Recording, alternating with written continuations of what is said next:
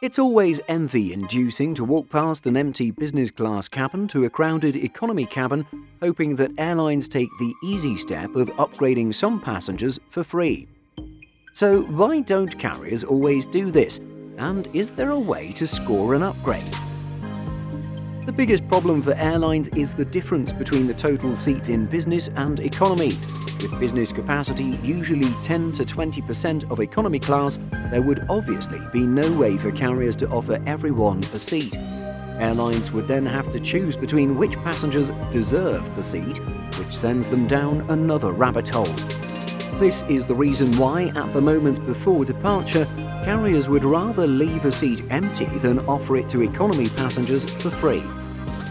Airlines will instead typically offer frequent flyers a chance to use miles or cash to upgrade, but this more often takes place before the flight on the ground. This allows carriers to at least gain some additional revenue from a seat that would have otherwise been empty. Ideally, however, that seat should have been sold for hundreds or thousands of dollars. There are some exceptional circumstances where the airline may upgrade passengers, such as those having a medical issue and needing assistance. However, for the most part, the inability to easily determine the fare paid by paying passengers and to choose between these customers means airlines won't upgrade economy passengers even if seats are open. At the same time, it's not 100% true that no one gets a free upgrade from economy to business class. If there is an empty seat, airlines will always look to upgrade their most elite flyers to the front of the plane. This is because it's important for airlines to retain their customers who usually spend tens or hundreds of thousands of dollars in air travel over several years. Ideally, of course, the occasional upgrade will ensure that the airline has a lifelong customer. Sadly, this is usually only attained by business travelers or those who spend extravagantly on flying. For most ordinary passengers, you're better off requesting a paid upgrade or bidding for a seat at check-in or at the gate. Remember, airlines want to maximize revenue without being seen as too liberal with upgrades as well. In reality, airlines have created clear procedures for those interested in securing an upgrade to apply for one.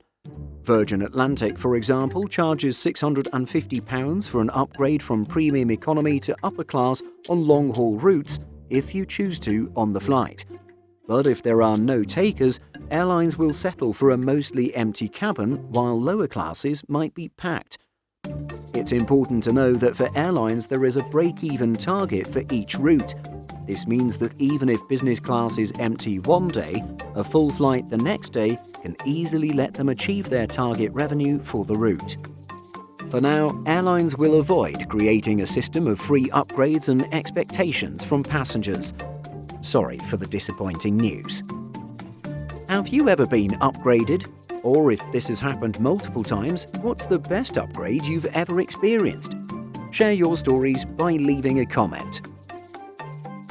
In addition to our daily YouTube videos, Simple Flying publishes over 150 articles every week.